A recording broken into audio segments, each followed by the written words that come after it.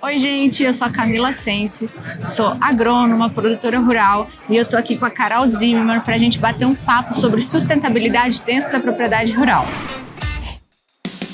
Eu acho que seria legal a gente falar um pouquinho para o pessoal, porque tem muita gente que me segue, que não é do agro, explicar o que está sendo debatido nessas conferências que você participa de problemas ambientais que a gente precisa se atentar. Eu acho que a primeira coisa é a gente entender que as mudanças climáticas elas estão acontecendo, né? Independente, eu sei que eventualmente hoje tudo a gente politiza muito, mas independentemente de quais são as origens, as mudanças climáticas acontecem e elas têm uma influência grande dentro do agronegócio. Porque, a gente tem que cooperar com a natureza para a gente poder tirar o nosso sustento e ao mesmo tempo a gente pode ser um fornecedor de soluções para a gente regenerar o meio ambiente, a gente conseguir ter um papel importante nas soluções ambientais. O que aconteceu agora no Rio Grande do Sul com as enchentes vai ter um impacto no arroz, por exemplo, né, que a gente vai ter toda uma mudança de dinâmica e quando a gente pensa que é só no campo, na verdade influencia a nossa vida dentro da cidade também, né, no preço dos alimentos que a gente Só explicar um pouquinho, Carol, assim, explica para o pessoal um pouquinho qual que é a proporção que o Rio Grande do Sul tem na questão do arroz, porque o Rio Grande do Sul é um grande produtor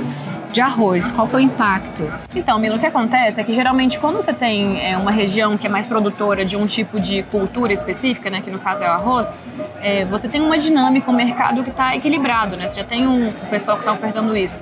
Quando isso é rompido, quando as pessoas não conseguem mais fornecer aquilo, você tem que reajustar o mercado em algum outro lado. Então, pessoas que não produziam tanto arroz, às vezes vão investir mais na produção de arroz. Falando assim na prática, outras regiões que não o Rio Grande do Sul que produz muito arroz, às vezes o cara produzia milho, ele vai ter que produzir arroz para poder suprir a demanda do mercado. Só que às vezes um produto que você usa para o milho é diferente do produto que usa para o arroz.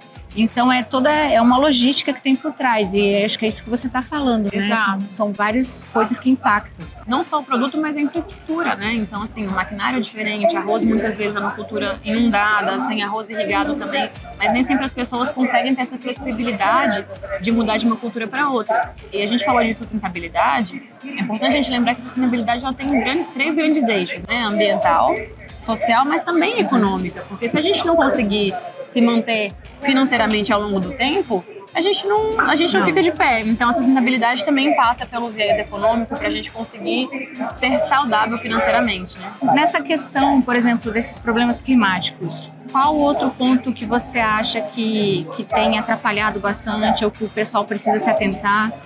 Eu vou te dar um exemplo contrário que aconteceu com a gente na safra passada. Eu também sou pecuarista, né? Então, enquanto no sul a gente teve enchente, a gente teve uma seca no ano passado, que a gente, por exemplo, na nossa fazenda de gado de corte, ficamos mais de 2 meses com a chuva atrasada.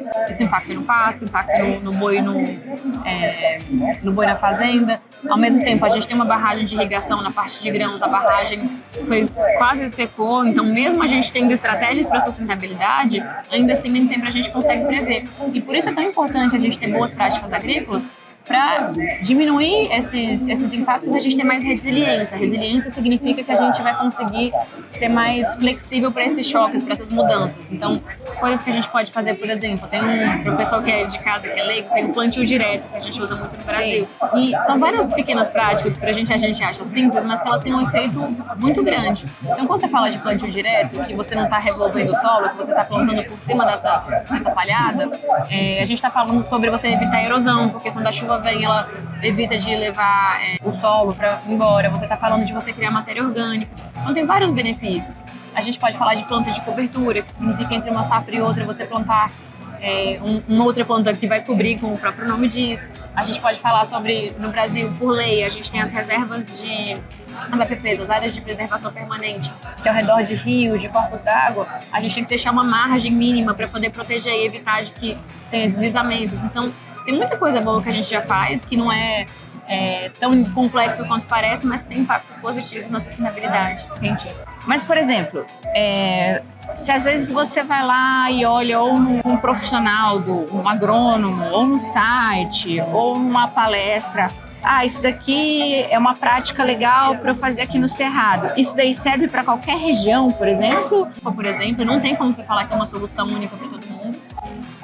E tem muitas coisas que a gente faz aqui só nos trópicos. Então, legal você procurar instituições de pesquisa, procurar uma Embrapa da vida, você procurar assistência técnica. Tem muita coisa ligada à agricultura regenerativa, que hoje tem espaço. Inclusive, a gente tem brigado muito por serviços ambientais, pagamento por serviços ambientais.